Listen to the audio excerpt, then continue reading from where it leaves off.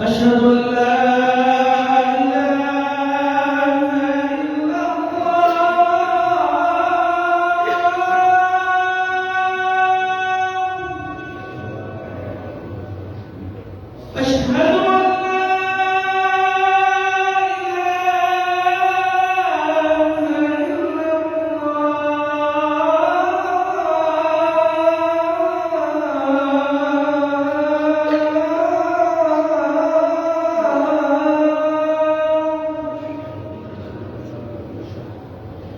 أشهد أن محمدا رسول الله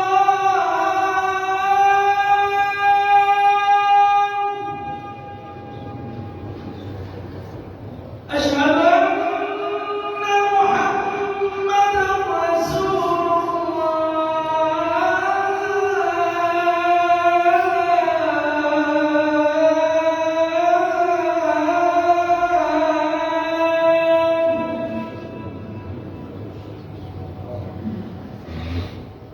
حي على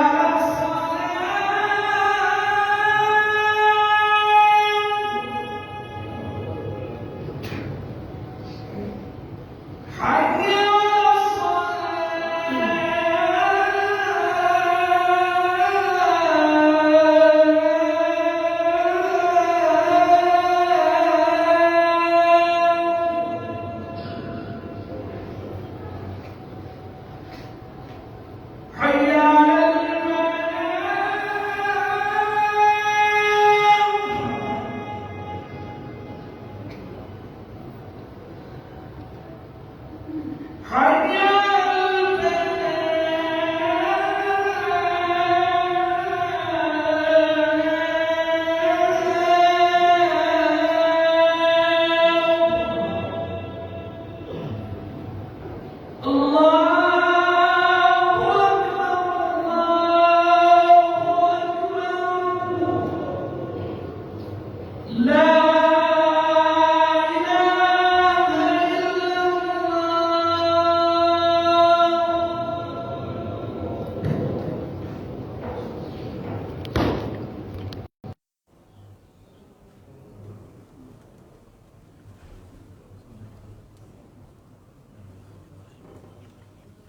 إبراهيم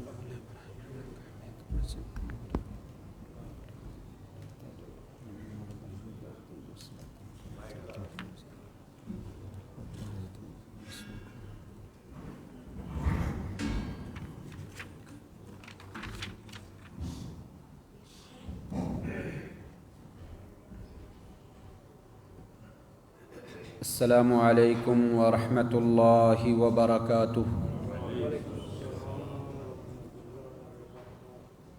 إن الحمد لله نحمده ونستعينه ونستغفره ونؤمن به ونتوكل عليه ونعوذ بالله من شرور أنفسنا ومن سيئات أعمالنا. من يهده الله فلا مضل له ومن يضلل فلا هادي له وأشهد أن لا إله إلا الله وحده لا شريك له وأشهد أن محمدًا عبده ورسوله. يا أيها الذين آمنوا اتقوا الله حق تقاته ولا تموتن إلا وأنتم مسلمون. يا أيها الناس اتقوا ربكم الذي خلقكم من نفس واحدة وخلق منها زوجها وبث منهما رجالا كثيرا ونساء واتقوا الله الذي تساءلون به والأرحام إن الله كان عليكم رقيبا يا أيها الذين آمنوا اتقوا الله وقولوا قولا سديدا يصلح لكم أعمالكم ويغفر لكم ذنوبكم ومن يطع الله ورسوله فقد فاز فوزا عظيما أما بعد فإن خير الحديث كتاب الله وخير الهدي هدي محمد صلى الله عليه وسلم وشر الأمور محدثاتها وكل محدثة بدعة وكل بدعة ضلالة وكل ضلالة في النار اللهم صل على محمد وعلى آل محمد كما صليت على إبراهيم وعلى آل إبراهيم إنك حميد مجيد اللهم بارك على محمد وعلى آل محمد كما باركت على إبراهيم وعلى آل إبراهيم إنك حميد مجيد اللهم انفعنا بما علمتنا وعلمنا ما ينفعنا وزدنا علما رب اشرح لي صدري ويسر لي أمري واحلل عقدة من لساني يفقه قولي أما بعد فأعوذ بالله من الشيطان الرجيم من عمل صالحا من ذكر أو أنثى وهو مؤمن فلنحيينه حياة طيبة ولنجزينهم أجرهم بأحسن ما كانوا يعملون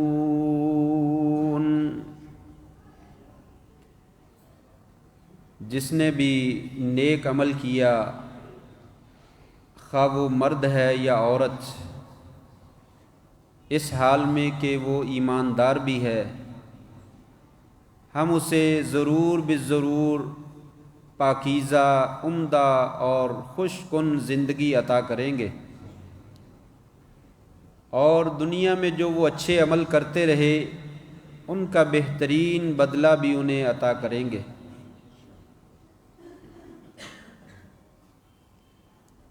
نہایت ہی عزت کے لائق سامعین محترم، لائق صد احترام بزرگوں، دوستوں، بھائیوں، یہ زندگی انسان کے پاس مستعار اور عارضی زندگی ہے، جہاں پہ انسان کو کچھ کام دیا گیا ہے، کچھ پیپر ورک دیا گیا ہے کہ آپ یہاں پہ چند ایک سوال ہیں ان کی تیاری کر لیجئے، اور اس کے بعد آپ کی اس زندگی کے جو بھی لمحات آپ نے گزارے ہیں، ان لمحات کے ایک ایک حصے اور ایک ایک جز کے بارے میں آپ سے سوال کیا جائے گا۔ آپ نے اگر اچھا عمل کیا ہے، بہترین عمل کیا ہے، تو کامیابی، کامرانی آپ کا مقدر بنے گی، اور اگر اعمال اچھے نہیں کیے ہیں تو ناکامی کے سوا وہاں پہ کوئی دوسرا راستہ نہ ہوگا، والعیاذ باللہ۔ وَعَنْ عِلْمِهِ مَاذَا عَمِلَ بِهِ، کل قیامت کے دن جنت اور جہنم میں جانے سے پہلے سوال یہی ہوگا، اے میرے بندے مجھے یہ تو بتلا کہ تجھے جو علم دیا گیا تھا اس پر تو نے کتنا عمل کیا۔ اور یہ سوال صرف شیخ الحدیث سے ہی نہیں کیا جائے گا، عالم دین اور مفتی اور فقیہ سے نہیں کیا جائے گا، مبلغ اور واعظ سے نہیں کیا جائے گا، بلکہ دنیا میں رہنے والے جتنے انسان ہیں سب سے یہ سوال ہوگا۔ بدن بھی ننگا ہوگا، پاؤں بھی ننگے ہوں گے، سورج بھی صرف 1 میل کے فاصلے پر ہوگا، لوگ بھی اپنے اپنے پسینوں میں گناہوں کے مطابق ڈوبے ہوئے ہوں گے، اور اللہ کریم اس وقت تک انسان کو پاؤں ہلانے کی اجازت نہیں دے گے جب تک انسان 4 یا 5 سوالوں کے جواب نہیں دے دے۔ اور ان میں سے ایک سوال یہی ہوگا، اے میرے بندے مجھے یہ تو بتلا کہ تو نے عمل کیا کیا ہے۔ پیش کر غافل عمل اگر کوئی دفتر میں ہے، تیرے پاس کوئی عمل ہے تو مجھے دکھا تو صحیح۔ یہاں پہ ساری کامیابی کا دار و مدار اور انحصار عمل پر ہے، اور عمل بھی صرف عمل نہیں بلکہ نیک عمل پر ہے۔ یہ بات اللہ تبارک و تعالیٰ نے قرآن مجید کی کئی آیات میں جو ہے وہ بیان فرمائی ہے۔ فَأَمَّا مَنْ ثَقُلَتْ مَوَازِينُهُ فَهُوَ فِي عِيشَةٍ رَاضِيَةٍ، لوگوں جس کا نامہ اعمال یا جس کا ترازو کا پلڑا نیک اعمال سے بھاری ہو گیا، وہ عیش پسند زندگی میں ہوگا، من پسند زندگی میں ہوگا، بڑی خوش کن زندگی میں ہوگا۔ وَأَمَّا مَنْ خَفَّتْ مَوَازِينُهُ فَأُمُّهُ هَاوِيَةٌ، جس کا پلڑا ہلکا پڑ گیا، نیکیوں والا پلڑا ہلکا پڑ گیا، یاد رکھ لے کہ اس کا ٹھکانہ جو ہے وہ حاویہ ہے۔ وَمَا أَدْرَاكَ مَا هِيَ، تجھے کیا معلوم وہ حاویہ کیا ہے؟ نَارٌ حَامِيَةٌ، وہ دہکتی ہوئی بھڑکتی ہوئی جلسا دینے والی جو ہے وہ آگ ہے۔ دنیا کی آگ سے 70 گنا زیادہ اس کی چمک اور دمک اور اس کی حرارت جو ہے وہ موجود ہوگی۔ جو چاہے تو 1 منٹ میں انسان کو 1 لمحے میں جھلسا کر ختم کر دے، لیکن اللہ تبارک و تعالی انسان کو ختم نہیں ہونے دیں گے۔ تطلع علی الافئدہ، وہ آگ دلوں کے اوپر چڑھتی چلی جائے گی۔ کہا جس کا پلڑا ہلکا پڑ گیا اس کی زندگی جو ہے وہ تباہ کن ہو جائے گی، والعیاذ باللہ۔ یہ دنیا دار العمل ہے، یہ زندگی ہماری مستعار ہے، عارضی ہے، ہمیشہ کسی نے نہیں رہنا۔ یہ ایک ایسی اٹل حقیقت ہے اور فیصلہ کن حقیقت ہے جس کا کوئی دہریہ اور بے دین بھی انکار نہیں کرتا کہ دنیا میں ہم عارضی طور پر آئے ہیں اور ایک دن ہم نے دنیا سے چلے جانا۔ موت ایک ایسی حقیقت ہے جس کا کوئی انکار نہیں کر سکتا، اور ایک ایسی حقیقت ہے جس کے بارے میں سبھی جانتے ہیں کہ ہماری مرضی کے مطابق عمل نہیں ہوتا۔ چاہے میرے پاس پیسے زیادہ ہیں، چاہے میرے پاس عہدہ بڑا ہے، چاہے میں دنیا کا مشہور انسان ہوں، موت کے وقت میری مرضی نہیں چلے گی، میرے خاندان کی مرضی نہیں چلے گی، میرے فوجیوں کی مرضی نہیں چلے گی، میرے وزیروں مشیروں کی مرضی اور میرے ڈاکٹروں اور طبیبوں اور حکیموں کی مرضی نہیں چلے گی۔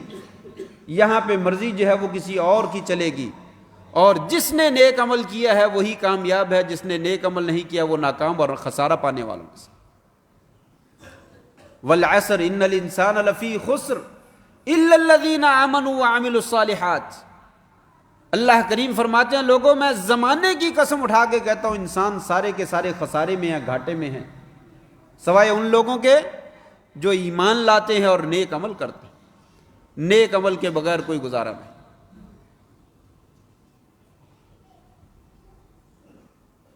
نیک عمل ہوتا کیا ہے؟ آج دنیا میں بڑی محنت کرنے والے لوگ موجود ہیں، دنیا کے ناحیے سے بھی دین کے ناحیے سے بھی، لیکن کوششیں جو ہے وہ کامیاب نہیں ہو سکے گی سوائے اس بندے کے جو انسان جو ہے وہ نیک عمل کرتا ہے. وہ نیک عمل ہوتا کیا ہے؟ سادہ سے لفظوں میں، 2 لفظوں میں کہا جا سکتا ہے کہ نیک عمل وہ ہوتا ہے جس میں 2 شرطیں پائی جائیں. 2 چیزیں بنیادی طور پر موجود ہوں تو وہ عمل انسان کا نیک کہلاتا ہے، وگرنہ وہ عمل جو ہے وہ نیک نہیں ہوتا، وہ برا عمل بن جاتا ہے اور وہ عمل انسان کی تباہی اور بربادی کا ذریعہ بن جائے گا. کوئی بھی عمل.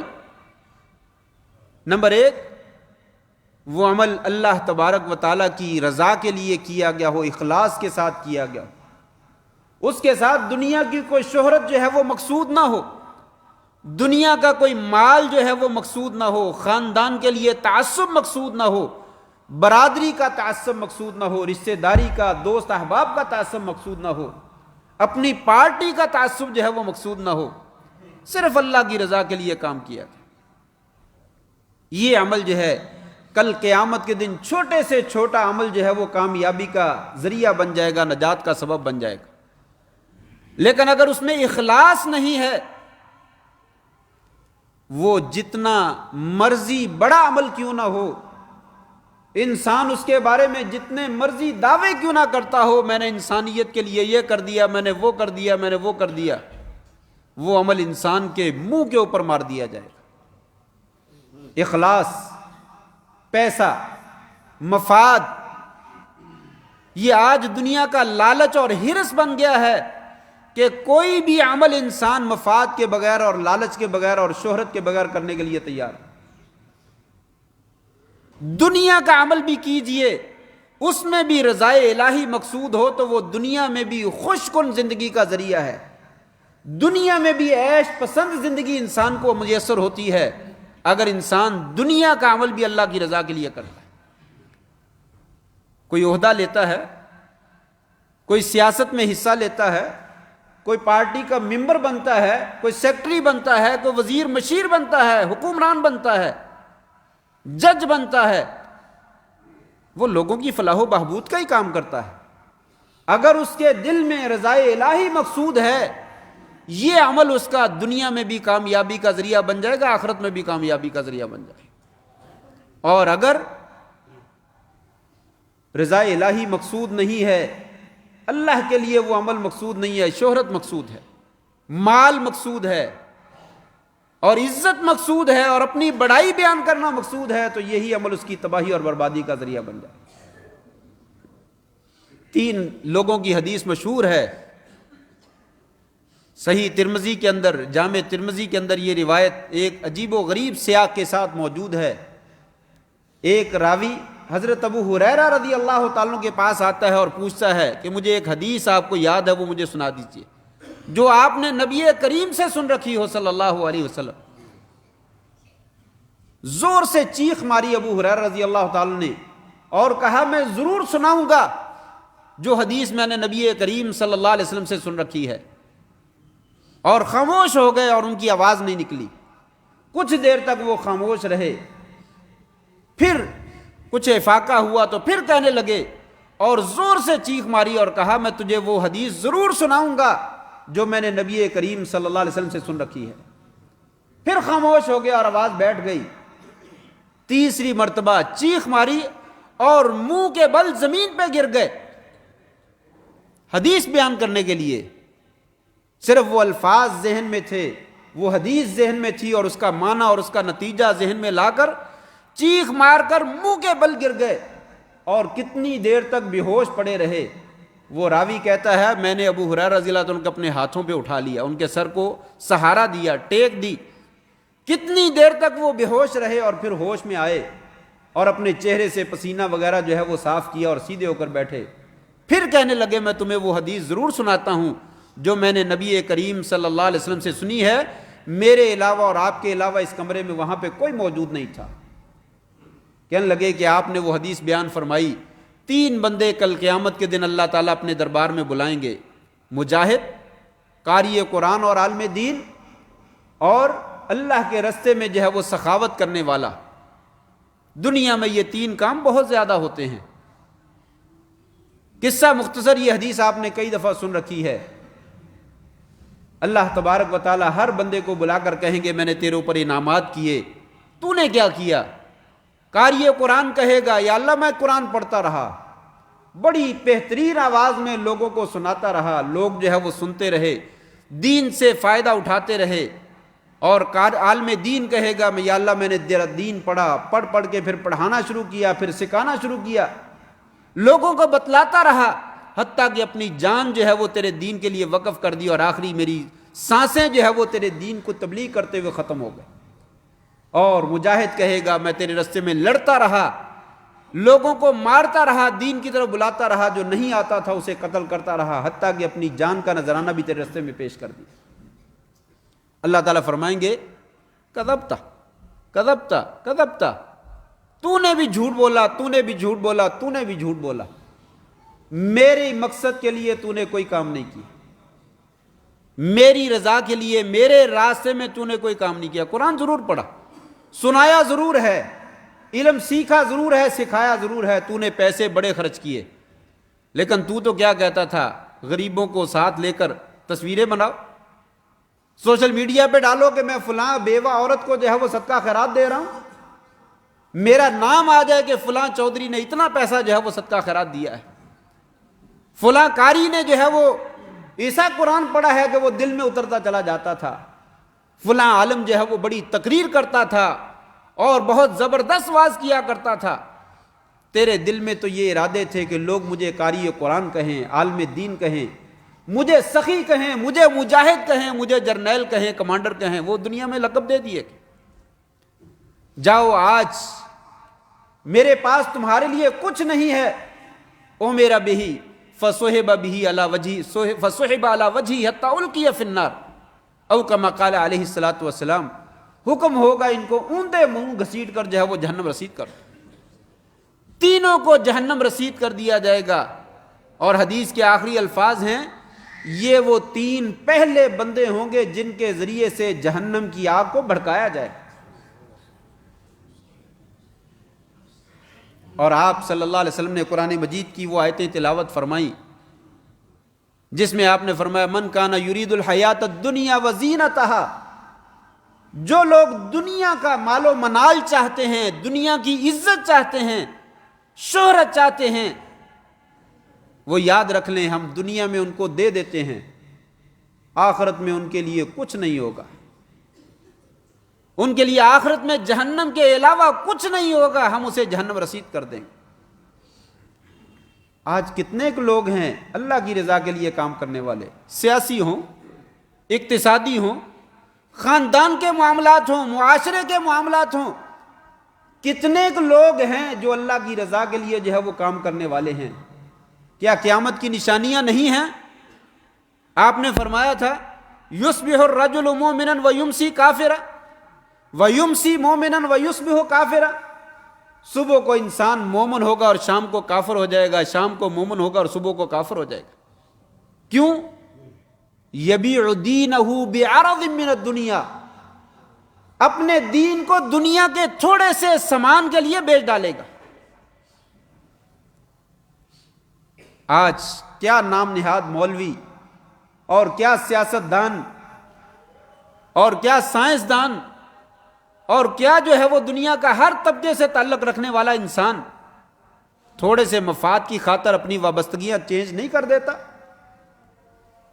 اسے نہیں معلوم یہ دوسری پارٹی اور دوسرا گروپ جو ہے یہ میرے نظریے کے مطابق غلط ہے, لیکن ایک مکان اور ایک پلاٹ کی خاطر اپنی وابستگیاں چینج کر دیتا ہے, ایک چھوٹے سے عہدے کی خاطر اپنی وابستگیاں جو ہے وہ تبدیل کر دیتا ہے.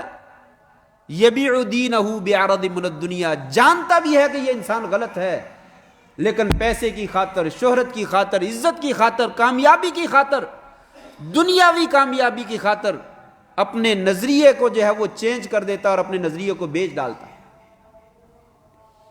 کیا ڈر نہیں آتا کہ اللہ تبارک و تعالیٰ کی پکڑ آنے والی ہے اور اس کی لاٹھی بے آواز ہے، اور وہ آخرت میں نہیں دنیا میں بھی انسان کو گرفتار کر لیتا ہے اور دنیا میں بھی نہیں چھوڑتا۔ دنیا میں بھی لوگوں کا انجام لوگوں نے دیکھا ہے، جس نے جیسا کیا وہ دنیا سے بھر کر گیا ہے، لیکن اس کے باوجود مسلمان جو ہے وہ ٹس سے مس نہیں ہوتا۔ نیک عمل کون سا ہے؟ نیک عمل وہی ہے جس میں رضائے الہی جو ہے وہ مقصود ہو، دنیا کو خوش کرنا جو ہے وہ مقصود نہ ہو، اللہ کو خوش کرنا جو ہے وہ مقصود ہو، وہ عمل نیک ہے، اور وہ عمل جو ہے وہ دنیا میں بھی اور آخرت میں دونوں جہانوں میں کامیابی کا ذریعہ۔ آج دنیا میں یہ چیز جو ہے وہ ہمیں نظر نہیں آتی۔ یہ مسئلے بڑے پرانے ہیں، لیکن جتنے پرانے ہیں اتنے ہی دور چلے گئے ہیں۔ عمل کرنے کے لیے کوئی تیار نہیں ہے کہ کوئی کام اللہ کی رضا کے لیے کیا جائے، اللہ کو راضی کرنے کے لیے کیا جائے، اللہ کو خوش کرنے کے لیے کیا جائے۔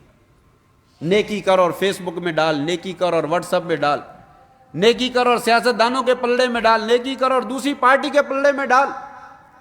یہی ہمارا جو ہے وہ ماٹو ہے، اس کے علاوہ اور کچھ نہیں ہے۔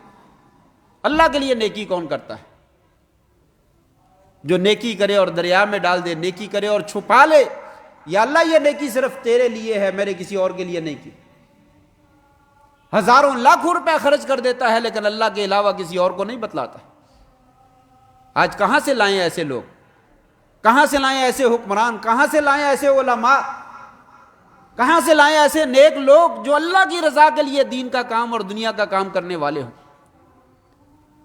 اور دوسری شرط یہ ہے کہ وہ عمل آپ صلی اللہ علیہ وسلم کی سنت کے مطابق ہو۔ اگر آپ کی سنت کے مطابق نہیں ہے تو وہ عمل انسان کے منہ کے اوپر مار دیا جائے۔ اس سلسلے میں بھی لمبی چوڑی بحث کی ضرورت نہیں، وہ حدیث مشہور ہے صحیحین کی، جس میں 3 جلیل القدر صحابہ کرام حضرت عائشہ صدیقہ رضی اللہ تعالیٰ عنہ کے پاس آتے ہیں اور آپ سے آپ کی زندگی کے بارے میں پوچھتے ہیں، نبی کریم صلی اللہ علیہ وسلم کیسی عبادت کرتے ہیں؟ تو آپ نے ذکر کیا، آپ صبح کو، دوپہر کو، شام کو جو بھی عمل کرتے اس کا ذکر کر دیا۔ کانہم تقالوہا، تینوں نے یہ ایسے لفظ بولے کہ یہ عبادت تو کم ہے، ہم گناہ گار ہیں، ہمیں زیادہ کرنا چاہیے۔ ایک آدمی کہنے لگا میں ساری رات تہجد پڑھا کروں، دوسرا کہنے لگا میں ساری دن روزہ ہی رکھا کروں گا، کبھی روزہ نہیں چھوڑوں گا، تیسرا کہنے لگا میں عورتوں سے شادی نہیں کروں۔ بیوی، بچے، کاروبار، زندگی، انسان دنیا میں مشغول ہو جاتا ہے، لہٰذا ہم دنیا میں مشغول نہیں ہونا چاہتے، دین کا کام کرنا چاہتے ہیں تاکہ کامیابی مل جائے۔ آپ کو جب اطلاع ملی تو آپ نے لوگوں کو جمع کر لیا اور واضح ارشاد فرمایا اور کہا لوگوں مجھے پتا چلا ہے کچھ لوگوں نے یوں باتیں کی، لوگوں سن لو، واللہ انی لاخشاکم للہ واتقاکم لہ، اللہ کی قسم میں تم میں سے سب سے بڑھ کر متقی اور پرہیزگار ہوں، مجھ سے بڑھ کر اللہ سے ڈرنے والا کوئی اور نہیں ہو سکتا ہے، میں اللہ سے ڈرتا ہوں، اور اس کے باوجود میں روزہ بھی رکھتا ہوں اور روزہ چھوڑ بھی دیتا ہوں، میں رات کو تہجد پڑھتا بھی ہوں اور رات کو سوتا بھی ہوں، آرام بھی کرتا ہوں، اور میں بیویوں سے شادی بھی کرتا ہوں، اپنی دین کی ذمہ داریاں بھی ادا کرتا ہوں، دین کا کام بھی کرتا ہوں، نبوت کی جتنی بھی میری ڈیوٹیاں ہیں اور ذمہ داریاں میں ساری ادا کرتا ہوں۔ پھر فرمایا تھا فمن راغب عن سنتی فلیس منی، جس نے میرے طریقے سے، میری سنت سے منہ موڑا اس کا میرے ساتھ کوئی تعلق۔ یہ ریاست مدینہ ہے، یہاں مسلمان بستے ہیں، لیکن کون ہے جو سنت کے مطابق جو ہے وہ عمل کرنے والا ہے؟ ہر کسی نے اپنی 4 اینٹوں کی جو ہے وہ مسجد بنا رکھی ہے اور اس میں اپنا ہی دین جو ہے وہ نافذ کر رکھا ہے، اپنی مرضی کے مطابق دین بنا رکھا ہے، یہ عمل کر لو تو کیا حرج ہے، یہ عمل کر لو تو کیا حرج ہے، یہ عمل کر لو تو کیا حرج ہے۔ آپ نے فرمایا لوگوں جس نے تہجد بھی میرے طریقے سے ہٹ کر پڑھی اس کا میرے ساتھ کوئی تعلق نہیں، جس نے روزہ بھی میرے طریقے سے ہٹ کر رکھا اس کا میرے ساتھ کوئی تعلق نہیں۔ اور جس نے شادی اور دین کے معاملات بھی میرے طریقے سے ہٹ کر رکھے، فمن راغب عن سنتی فلیس منی، اس کا میرے ساتھ کوئی تعلق۔ آج کتنے لوگ ہیں سنت کے مطابق عمل کرنے والے؟ دنیا پہ وبال کیسے نہیں آئے گا؟ نبی کریم صلی اللہ علیہ وسلم سے شدید محبت کرنے والے اور دعویٰ کرنے والے آپ صلی اللہ علیہ وسلم کے عمل سے اور آپ کی بات سے قطعاً محبت نہیں کرتے۔ قرآن پڑھ کے بخش دو، میرا والد فوت ہو گیا ہے، کیا حرج ہے؟ مولوی صاحب قرآن دے دیجئے، 2 قرآن چاہیے، 3 قرآن چاہیے، کوئی 10,000 والا دے دو۔ یہ سنت ہے؟ قرآن پڑھنا بہت زیادہ اجر و ثواب کا باعث ہے، اس سے بڑی عبادت ہی نہیں ہے۔ لیکن والد جو اپنی زندگی ساری گزار کر گیا ہے، ساری زندگی قرآن مجید کو ہاتھ نہیں لگایا ہے، اس کو قرآن پڑھ کر بخشنا، یہ کیا نبی کریم صلی اللہ علیہ وآلہ وسلم نے ایسا کرنے کی اجازت دی ہے؟ آپ نے کیا؟ یہ سنت۔ ساری زندگی آپ صلی اللہ علیہ وآلہ وسلم کے زمانے میں کوئی آپ کا عزیز فوت نہیں ہوا، کسی کو قرآن مجید کی ضرورت نہ تھی۔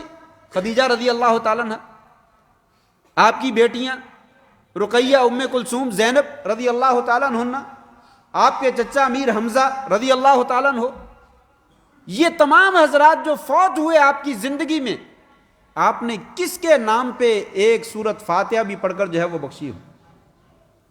ذرا غور تو کیجئے۔ چلیے کل ہی کیا ہو کسی کا 3 یا 7واں یا 40واں کیا ہو، سنت کا کوئی ثبوت تو لائیے نا کہ آپ صلی اللہ علیہ وسلم نے 3 کیا ہے، 40واں کیا ہے، 46 کیا ہے، برسی کی ہے، سالگرہ جو ہے وہ منائی ہے، کون سا عمل کیا ہے؟ نبی سے محبت بہت زیادہ ہے، نبی کا ہم دم بہت زیادہ بھرنے والے ہیں، لیکن آپ صلی اللہ علیہ وسلم کی بات اور آپ صلی اللہ علیہ وسلم کا عمل ہمارے نزدیک کوئی حیثیت نہیں رکھتا، ہمارا اپنا عمل جو ہے وہ بہت زیادہ حیثیت رکھتا ہے۔ یہ جب عمل سنت کے مطابق نہیں ہے تو یہ عمل انسان کے منہ کے اوپر مار دیا جائے گا۔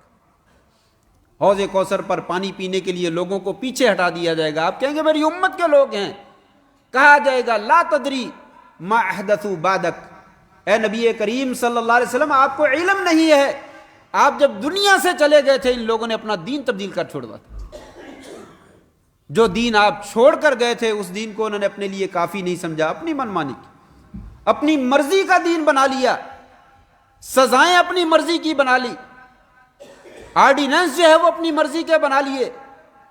قرآن مجید میں ساری سزائیں موجود ہیں، حدیث پاک میں موجود ہیں، لیکن ان پہ جو ہے وہ عمل نہیں کیا جاتا، اپنی مرضی کے قوانین بنا کر جو ہے ان کے مطابق عمل کیا جاتا ہے۔ لیکن ہم ہیں ریاست مدینہ والے، ہم ریاست مدینہ بنانا چاہتے ہیں جس میں قرآن اور حدیث کا قانون نہیں چل سکتا۔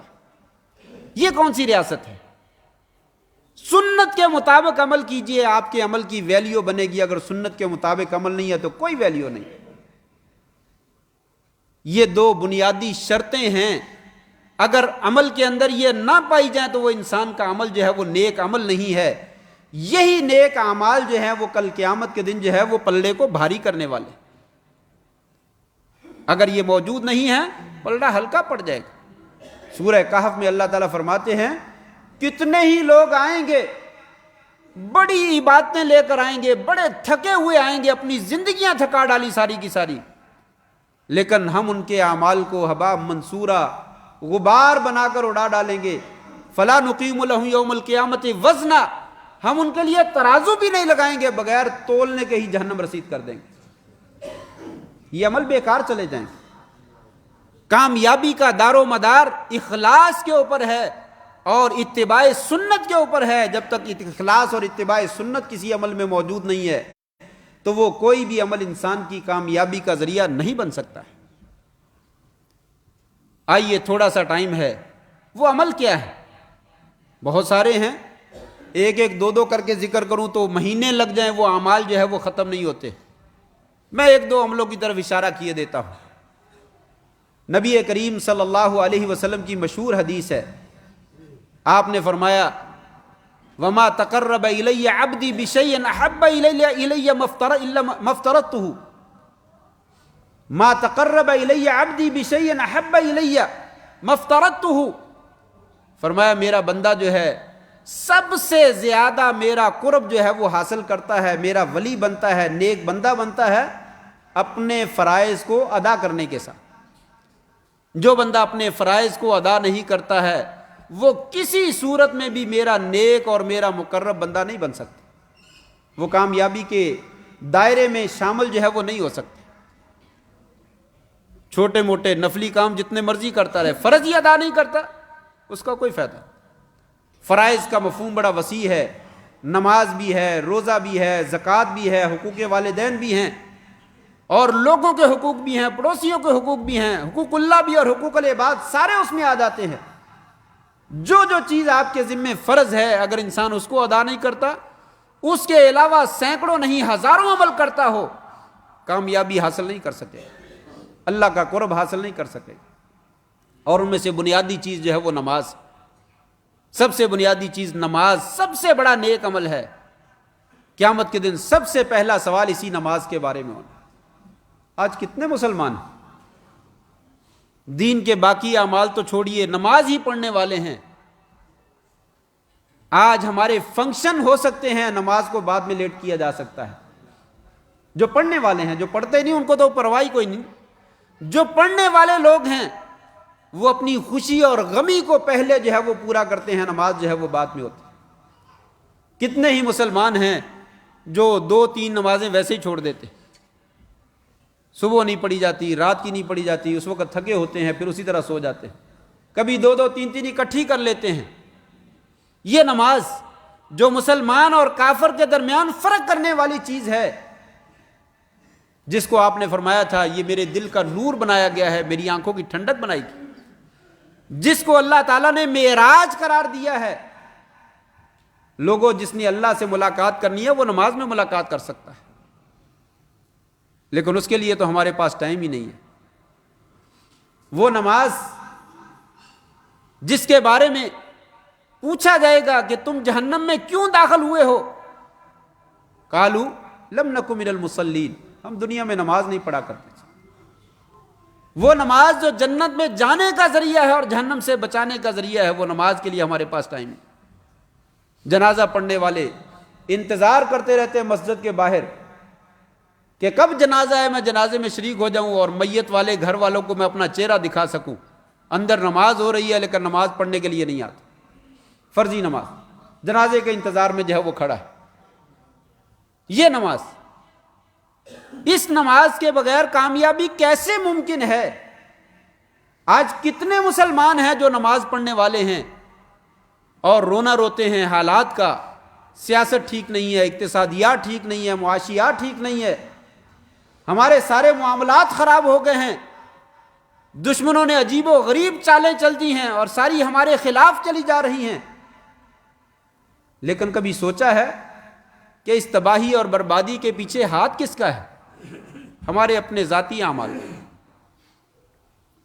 فرائض کی کوئی پرواہ نہیں ہے، نوافل تو بہت دور کی بات۔ حالانکہ حدیث میں آتا ہے کہ نوافل، نفلی عبادت کرنے والا، فرضوں کی حفاظت کرنے والا اور بعد میں نفلی عبادت کے اوپر دوام کرنے والا اور کثرت اختیار کرنے والا، یہ بندہ میرا متقی اور پرہیزگار ہے، ان کو میں اپنا مقرب بناتا ہوں۔ جب انسان فرضوں کے اوپر دوام کرتا ہے اور نوافل کی کثرت حاصل کر لیتا ہے، پھر میں اس کو اپنا محبوب بنا لیتا ہوں۔ جب وہ مجھ سے دعا مانگتا ہے پھر میں اس کے دعاؤں کو، ہاتھوں کو خالی نہیں لوٹاتا۔ شاید آپ کو یاد ہو، ایک دفعہ میں نے قصہ سنایا تھا، ایک بزرگ بڑا مستجاب الدعوات تھا، بڑی دعا قبول ہوتی تھی۔ کوئی نوجوان آپ جیسا، میرے جیسا، اس کے بھی دل میں خواہش پیدا ہوئی، یار اس کی دعا قبول ہوتی ہے، ہماری کیوں نہیں ہوتی؟ وہ وظیفہ ہمیں بھی پوچھ لینا چاہیے۔ وہ بابے کے پاس گیا اور جا کر عرض کیا میں اس کام کے لیے آیا ہوں۔ وہ کہنے لگا بیٹا کوئی مشکل بات نہیں، چھوٹی سی بات ہے، چھوٹا سا وظیفہ ہے، تم بھی کر لو، تم بھی مستجاب الدعوات بن جاؤ گے۔ کہا وہ کیا ہے، جلدی بتائیے۔ وہ بابا جی عرض کرنے لگے، فرمایا بیٹا جب سے میں نے ہوش سنبھالا ہے میں نے اپنے مالک سے، اپنے خالق سے، اپنے رازق سے ایک وعدہ کیا ہے، یا اللہ تیری بات کو میں رد نہیں کروں گا، میری بات کو تو رد نہ کر۔ میں اپنے وعدے پہ قائم ہوں، میرا رب اپنے وعدے پہ قائم ہے۔ جہاں اس کا حکم آ جاتا ہے میں اپنے سر کو جھکا دیتا ہوں، سر تسلیم خم کر دیتا ہوں، اس کے آگے چوں چرا نہیں کرتا۔ کوئی گنجائش نہیں مولوی صاحب، اس مسئلے میں کوئی گنجائش نہیں، چلو آپ کے پاس نہیں وہ دوسرے کے پاس چلتے ہیں، وہاں پہ کوئی گنجائش مل جائے گی۔ آخر دنیا داری ہے، معاملہ ہے، کوئی حل تو کرنا ہے نا۔ گنجائش انسان جو ہے وہ نکالتا ہے، کہا نہیں ایسے میں گنجائشیں نہیں نکالتا، جب اللہ اور اس کے رسول کا حکم آ جاتا ہے میں سر تسلیم خم کر دوں۔ پھر جب مجھے ضرورت پڑتی ہے تو میں ہاتھ اٹھاتا ہوں تو میرا مالک جو ہے میرے ہاتھوں کو خالی نہیں لوٹاتا۔ آج وہ چیز ہمیں موجود نہیں ہے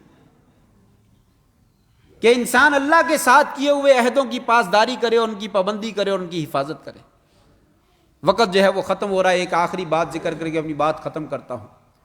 تیسرا عمل جو نیک عمل ہے وہ اس دنیا داری میں ایک دوسرے کے ساتھ ہمارا اچھا سلوک ہے، ہر کسی کے ساتھ درجہ بدرجہ۔ والدین سے شروع ہوتا ہے، والدین، اولاد، بیوی، بچے، شوہر، بہن، بھائی، اور پھر ننیال اور ددیال والے رشتہ دار، اور پھر دور کے رشتہ دار، اور پھر دوست احباب، اور پھر جاننے والے، اور پھر نہ جاننے والے۔ جہاں تک بھی انسانیت کا سلسلہ چلتا ہے، اللہ تبارک و تعالیٰ نے اس دنیا میں رہتے ہوئے ہمیں یہ حکم دیا ہے، لوگوں ایک دوسرے کے ساتھ اچھا سلوک کرو۔ اس سے بہترین کوئی اچھا عمل نہیں۔ فرمایا کل قیامت کے دن سب سے بھاری عمل، وزنی عمل، وہ انسان کا اچھا اخلاق ہے۔ کسی کے ساتھ بھی پیش آؤ تو اچھے اخلاق کے ساتھ پیش آؤ، اس لیے کہ یہ دنیا کا نظام چلتا ہی آپس میں مل جل کر ہے۔ جب انسان ایک دوسرے کو لوٹنا چاہے، ایک دوسرے کو مارنا چاہے، ایک دوسرے کو ڈسنا چاہے، تو پھر یہ دنیا کا نظام نہیں چلتا ہے۔ جس وقت دنیا سے یہ ایک دوسرے کے ساتھ حسن سلوک کرنے والے لوگ چلے گئے، اس دن قیامت برپا ہو جائے گی، اس دن دنیا نہیں چل سکے گی۔ لیکن آج ہماری دنیا کا سنہری اصول ہی یہی ہے، کامیابی کا دار و مدار اسی بات پر ہے، اس کو ڈس لو، یہ میرے ڈنگ سے جو ہے وہ بچنا نہیں چاہیے، اگر یہ بچ گیا تو پھر میری مونچھوں کا کیا فائدہ، پھر میرے بڑے ہونے کا کیا فائدہ، پھر میرے پیسے کا کیا فائدہ، پھر میرے عہدے دار ہونے کا کیا فائدہ۔ یہ بندہ جو ہے یہ بچنا نہیں چاہیے۔ کہا نہیں، یہ عارضی زندگی ہے، دنیا میں اونچ نیچ ہوتی رہتی ہے، ہر بندہ خطا کار ہے، کوئی آدمی بھی فرشتہ نہیں، اور کوئی آدمی یہ دعویٰ نہیں کر سکتا میں نے کبھی غلطی نہیں کی، میں نے کبھی جرم نہیں کیا، میں نے کبھی گناہ نہیں کیا، میں نے کبھی کسی کے ساتھ زیادتی نہیں کی۔ ہر انسان سوائے نبیوں کی ذات کے اللہ تعالیٰ ان کو معصوم بنایا ہے، اول تو وہ غلطی کرتے نہیں، اگر کبھی کوئی ہلکی پھلکی ہو بھی جاتی ہے تو اللہ تعالیٰ فوراً ان کو مطلع کر دیتے، اے میرے بندے، اے میرے محبوب، یہ معاملہ اچھا نہیں ہے، آپ نے یہ کیا کر دیا، اس کے واپس آ جائے، وہ واپس آ جاتا۔ باقی کسی کو مطلع نہیں کیا جاتا، انسان نے خود جائزہ لینا میرے کون سا عمل اچھا اور کون سا غلط۔ وما زاد اللہ عبدا بعفو الا عزا، لوگوں ایک دوسرے کو معاف کر دیا کرو، چھوڑ دیا کرو لڑائی جھگڑے کو، معاملے کو چھوڑ دیا کرو، ہمیشہ کسی نے نہیں رہنا۔ یہ زمین کے لڑائی جھگڑے، یہ جائیدادوں کے لڑائی جھگڑے، یہ پیسوں کے لڑائی جھگڑے، 10-10 روپے کے لڑائی جھگڑے، انسان مر مٹتا ہے، دوسرے کو مار دیتا ہے، وہ پیسہ بھی یہیں پڑا رہتا ہے اور لڑائی جھگڑا بھی یہیں رہتا ہے، انسان اگلے جہان چلا جاتا ہے۔ معاف کر دیجئے۔ اللہ تبارک و تعالیٰ معاف کرنے کی وجہ سے انسان کو ذلیل نہیں کرتے، بلکہ اس کی عزت میں اضافہ کرتے ہیں، اس کی عزت کو بڑھا دیتے ہیں۔ نہیں جی مولوی صاحب آپ کو نہیں پتا، یہ جو ہے نا میرا رشتہ دار، یہ بھائی جو ہے، اس نے مجھے جینے کے قابل نہیں چھوڑا، لہٰذا اس کا تو میں ساری زندگی چہرہ نہیں دیکھ سکتا۔ کہا نہیں، ایسی کوئی بات نہیں۔ ابو بکر صدیق رضی اللہ تعالیٰ، نبی اکرم صلی اللہ علیہ وسلم تو بہت اونچے مقام والے ہیں نا، وہ تو ہے ہی نبی ہیں، امتیوں میں سے ابو بکر صدیق رضی اللہ تعالیٰ کو سامنے رکھ لیجئے۔ ان کی بیٹی پر الزام لگا، بیٹی نہیں بلکہ نبی کریم صلی اللہ علیہ وسلم کی زوجہ محترمہ ہیں اور محبوب ترین بیویوں میں سے ہیں اور امہات المومنین میں سے ہیں، مومنوں کی ماں ہیں۔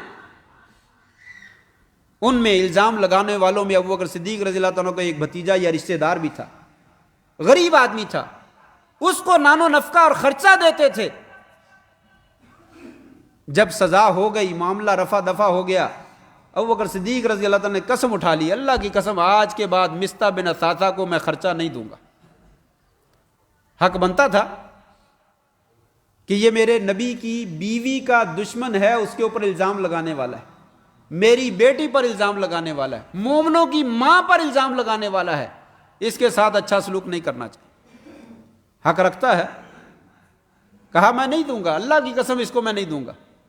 اللہ تبارک و تعالیٰ نے قرآن مجید میں ابو بکر صدیق رضی اللہ تعالیٰ کے حق میں یا خلاف میں آیت نازل کر دی، کون ہے جو قسمیں اٹھاتا ہے میں نیکی کا کام نہیں کروں گا؟ جو مرتبے والے ہیں، مقام والے لوگ ہوتے ہیں، ان کو قسمیں نہیں اٹھانی چاہیے کہ ہم نیکی کا کام نہیں کریں، بلکہ کیا کہا، الا تحبون ان یغفر اللہ لکم، کیا تم پسند نہیں کرتے اللہ تمہیں معاف کر دے؟ تو نے کوئی کبھی غلطی نہیں کی، ساری زندگی کوئی جرم نہیں کیا، کل کو اللہ تبارک و تعالیٰ نے ایک گناہ کی بنا پر پکڑ لیا تو چھوٹ نہیں سکے گا۔ تو نہیں چاہتا کہ اللہ تجھے معاف کر دے، اگر چاہتا ہے تو اس کو معاف کر دے۔ ابو بکر صدیق رضی اللہ تعالیٰ عنہ کہہ سکتے تھے، یا اللہ میرا کون سا گناہ باقی ہے جس کو اب تو معاف کرنا چاہتا ہے؟ یا اللہ جس وقت تیرے نبی کا کوئی بندہ ساتھ دینے والا نہیں تھا، اس وقت میں نے ساتھ دیا۔ ہجرت کی رات کوئی آپ کے نبی کی حفاظت کرنے والا نہیں تھا، میں نے حفاظت کی، آگے چل کر پیچھے چل کر غار میں جا کر صفائی میں نے کی، کندھوں پہ میں نے اٹھایا، اپنی مال کے ساتھ اپنے جان کے ساتھ تیرے نبی کو سہارا، تیرے دین کو سہارا میں نے دیا۔ یا اللہ میرا کون سا گناہ باقی ہے؟ اپنی بیٹیوں کو بھی دین کے لیے وقف کر دیا، اپنی اولاد کو بھی دین کے لیے وقف کر دیا، اپنا سارا مال تیرے دین کے لیے وقف کر دیا، ابھی بھی میرے کوئی گناہ ہے؟ میری بیٹی کا مسئلہ آیا ہے تو یا اللہ تو میرے خلاف ہو گیا، نعوذ باللہ من ذالک۔ ہمارے جیسا ہوتا تو کہہ دیتا نا، مولوی صاحب آپ کو نہیں پتا اس نے میرے ساتھ کیا زیادتی کی۔ گویا کہ زبان حال سے اگر ہمارے جیسا ہوتا تو ضرور کہتا، یا اللہ تجھے نہیں پتا اس نے میری بیٹی کے اوپر کیا الزام لگایا ہے، میری ذات کا مسئلہ ہے، میری عزت کا مسئلہ ہے، میری بیٹی کا مسئلہ ہے، مومنوں کی ماں کا مسئلہ ہے، نبی کی بیوی کا مسئلہ ہے، یہ بندہ کسی صورت میں بھی معافی کا بالکل حقدار نہیں۔ لیکن قربان جائیے ابو بکر صدیق رضی اللہ تعالیٰ نے ایک لفظ بھی نہیں بولا، بلکہ فوراً زبان سے یہی کہا، یا اللہ ابو بکر اگر نہیں چاہے گا کہ اس کا رب اس کو معاف کر دے تو پھر کون چاہے گا؟ یا اللہ میں چاہتا ہوں تو مجھے معاف کر دے، آج کے بعد مستہ کو میں ضرور خرچہ دیا کروں۔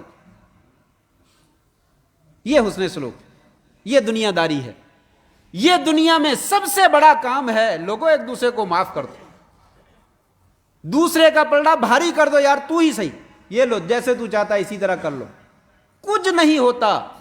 اللہ تبارک و تعالیٰ انسان کے مقام کو بڑا کرتے ہیں، عزت کو بڑا کرتے ہیں، اور ہم نے اپنی آنکھوں سے دیکھا جس نے اپنے بھائی کے ساتھ، اپنے معاملات رشتہ داروں کے ساتھ پیسے چھوڑ دیے، اللہ تعالیٰ نے اپنی جناب سے اس سے کئی گنا زیادہ ان کو نوازا۔ 10,000 کا معاملہ تھا، 10 لاکھ کا معاملہ تھا، اللہ نے کروڑوں دے دیے۔ لیکن اگر وہ 10 لاکھ لے لیتا، انسان کے وہ بھی ضائع ہو جاتے اور لڑائی جھگڑا بھی ختم نہ ہوتا اور پیسے ختم ہو جاتے اور معاملہ یہی بکھر جاتا۔ بہرحال عرض یہی ہے، اپنی دنیا کی زندگی کو اور اپنی دین کی زندگی کو بہتر بنائیے۔ مجھے بھی چاہیے، آپ کو بھی چاہیے کہ نیک عمل کریں جس میں رضا الہی جو ہے وہ مقصود ہو اور کچھ نہ مقصود ہو، سنت کے مطابق عمل کریں، اور جو نیک اعمال قرآن اور حدیث کے اندر بتلائے گئے ہیں ان میں سے ایک ایک عمل کو تلاش کر کے اس کے مطابق عمل کی کوشش کریں۔ اللہ تبارک و تعالیٰ کہنے والوں کو بھی اور سننے والوں کو بھی عمل کی توفیق عطا فرمائے۔ وآخر دعوانا الحمد للہ رب العالمین۔